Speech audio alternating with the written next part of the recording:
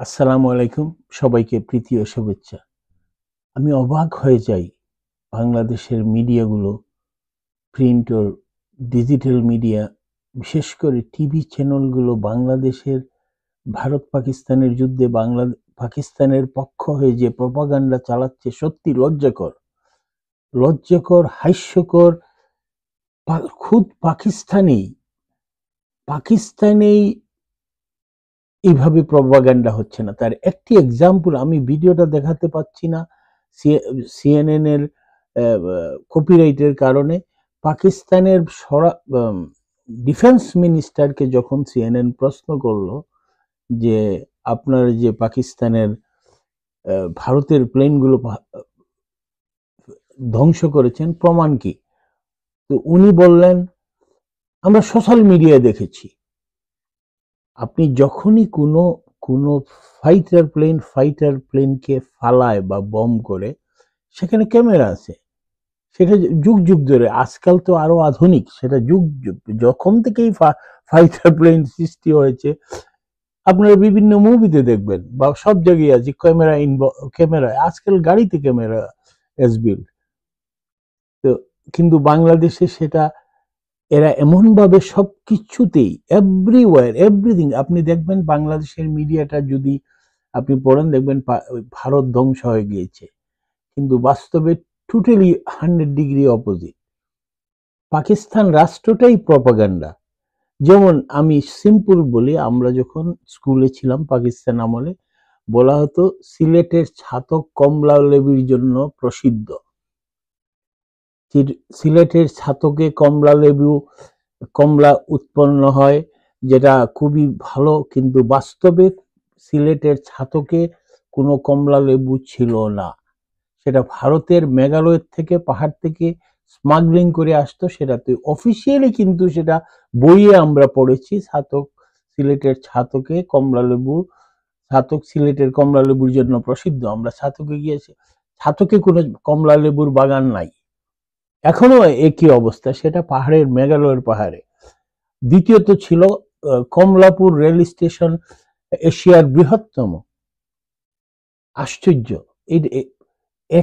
এশিয়ার বৃহত্তম, Japan, China, এগুলোর চেয়ে আপনি কি বলবো আমি, এদের কাজটাই হলো মিথ্যা। যারা পাকিস্তানের সংস্পর্শে এসেছেন, বাংলাদেশে তো আর পাবেন না, বিদেশে যারা সৌদি আরব, আমেরিকা, ইংল্যান্ডে, ওদেরকে জিজ্ঞেস করেন হু ইজ পাকিস্তান, ওরা সত্য বলতে জানে না, ওরা মিথ্যা বলে।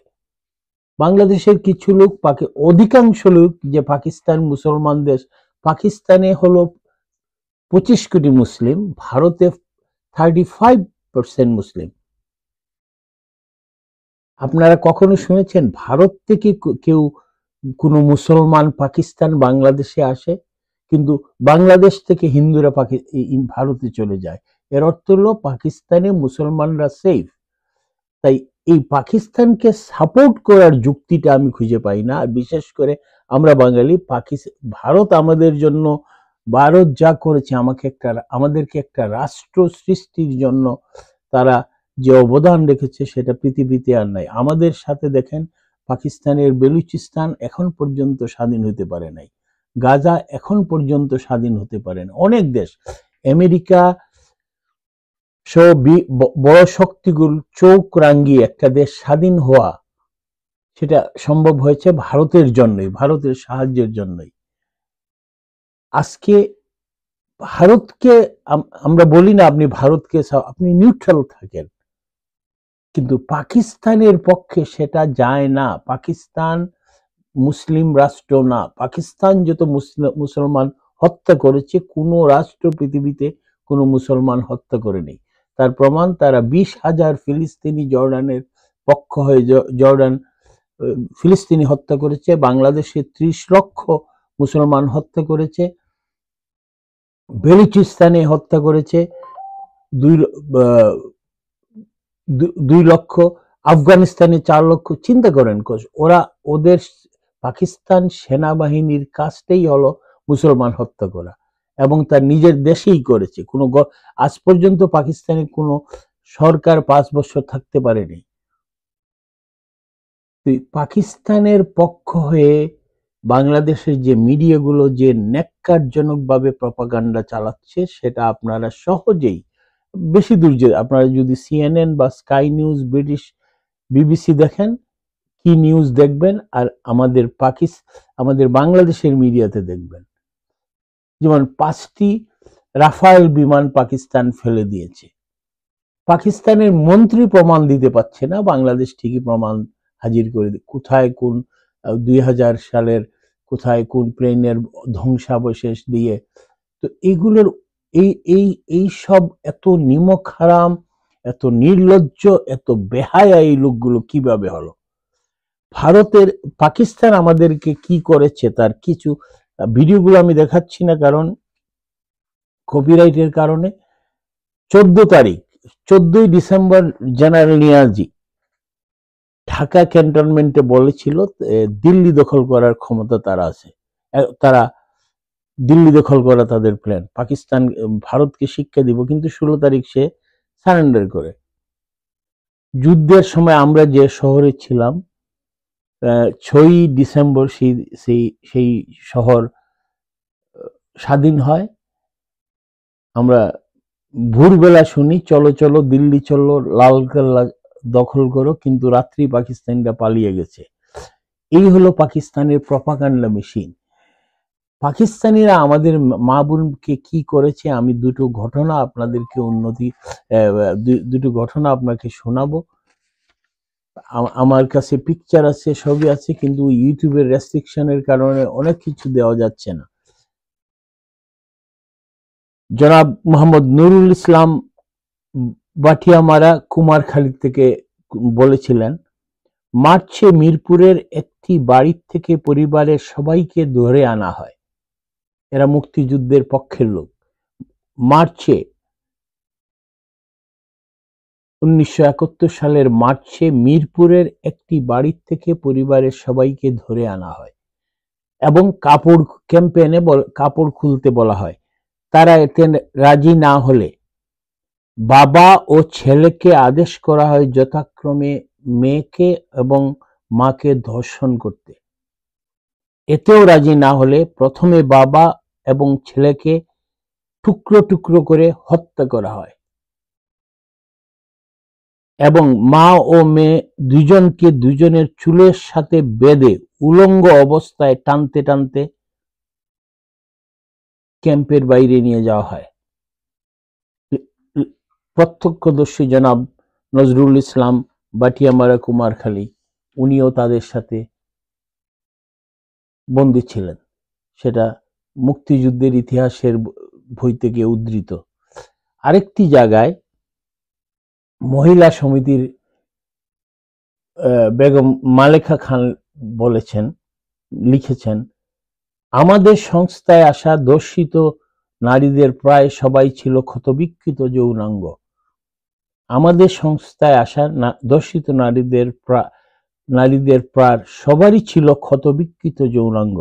ব্যানর দিয়ে খুঁচিয়ে খুঁচিয়ে ছিঁড়ে ফেলা রক্তাক্ত যোনিপদ, দাঁত দিয়ে ছিঁড়ে ফেলা স্তন, ব্যানর দিয়ে কেটে ফেলা স্তন, উরু এবং পশ্চাদেশে ছুরির আঘাত নিয়ে নারীরা পুনর্বাসন কেন্দ্রে আসত।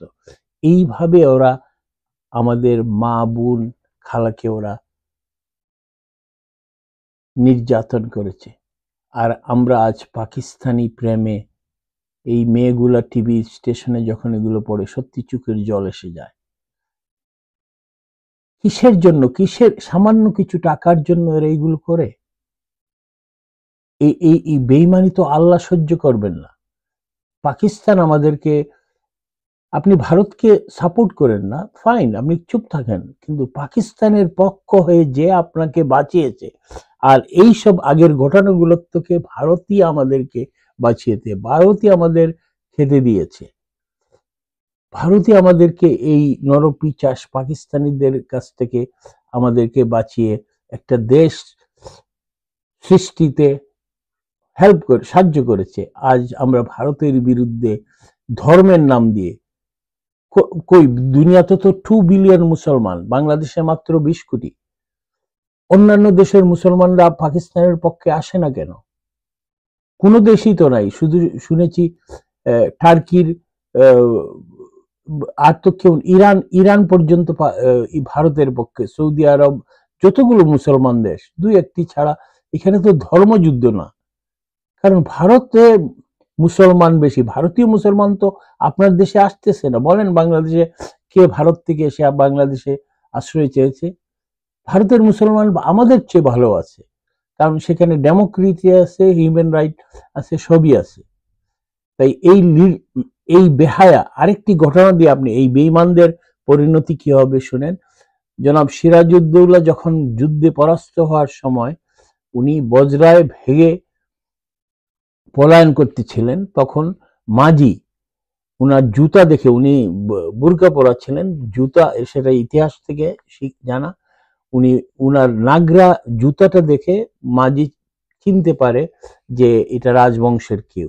সে সাথে সাথে নৌকাটা থামিয়ে ওর চর পাঠিয়ে ব্রিটিশকে খবর দেয়, কারণ ব্রিটিশ ইতিমধ্যে পুরস্কার ঘোষণা করেছিল।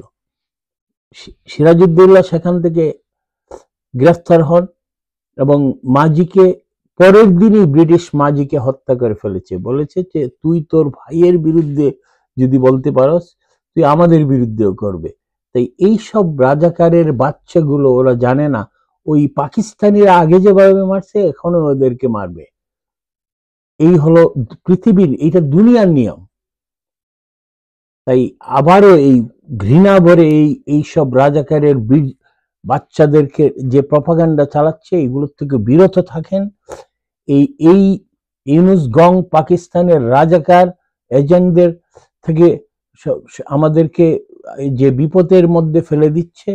আজকে যদি ভারত আমাদেরকে অ্যাটাক করে, যদিও আমার বিশ্বাস বা আপনার কোনো ক্ষমতা নাই, ইট উইল টেক, কোনো এই তরবারি দিয়ে আর গলা ফাটিয়ে কোনো লাভ হবে না। আর আমরা কি জিনিস, এই তৌহিদি জনতা আরাকান বর্ডার ধরে নিয়ে, বর্ডার ক্যাপচার করে নিয়েছে মাত্র 30,000 সৈন্য, আমরা কিছুই বলতেছি না, চুপ করে আছি। আমরা ভারতের সাথে যুদ্ধ করব, চিকেন নেক নেব, ভারতের 7 সিস্টার নিয়ে নিব, আর তোমার একই সিস্টার চিটাঙ্গের অর্ধেক আরাকান আর্মির দখলে। আজকের জন্য এটুকুই। ভালো থাকবেন। জয় বাংলা, জয় বঙ্গবন্ধু।